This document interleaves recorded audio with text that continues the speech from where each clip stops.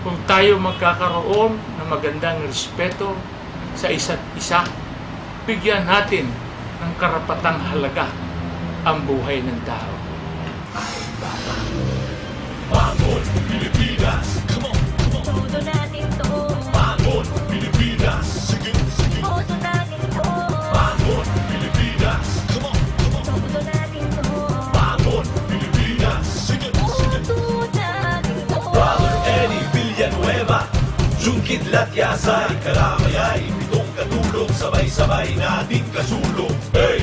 Alondo, Big, Prinsesa, Oh! Ocampo, ay, Inocencio, and Bicabulim, si Tinsay, Free, Virgines, to victory. Bangon, Pilipinas, come on, come on. Todo natin to. Bangon, Pilipinas, sige, sige. Todo natin to. Bangon, Pilipinas.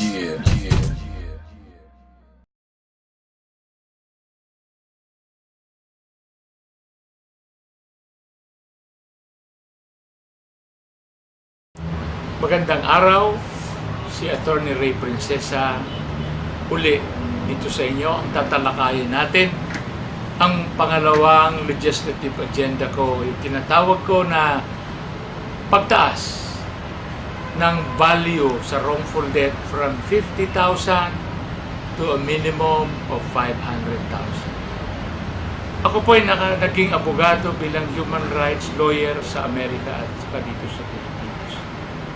Nakakalungkot po na napakaganda ng mga desisyon ng ating Korte Suprema tungkol sa human rights. Pero po, ang nakakalungkot, ang human value sa ating batas ay napakababa.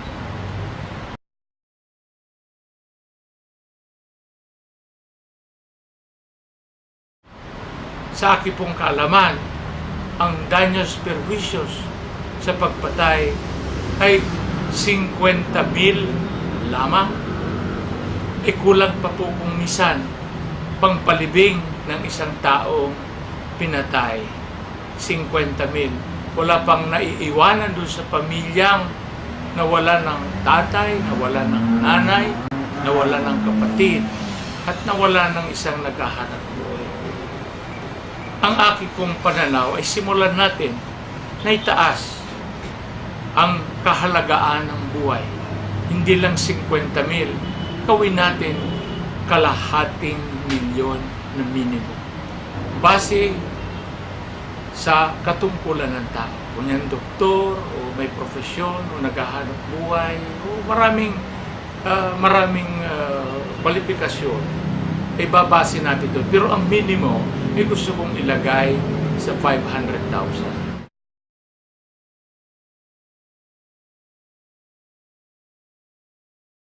Kasi napakahirap sabihin, let us defend human rights. But we have so little human value. E bakit binibigyan natin mababang halaga ang buhay dito? E meron nga akong mga kwentong naririnig.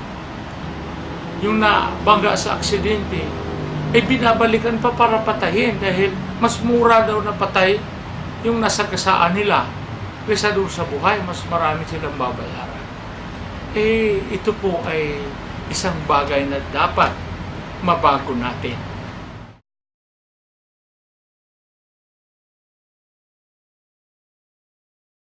Doon naman sa mga OFW, gusto kong ilagay sa batas, tinatawag na no-fault liability clause. Itong mga nagtatrabaho sa abroad, kung mamatay man yan, kahit ano ang rason, pinatay, nagkasakit o what, dapat may minimum yan na 250,000, 250,000 instant yan.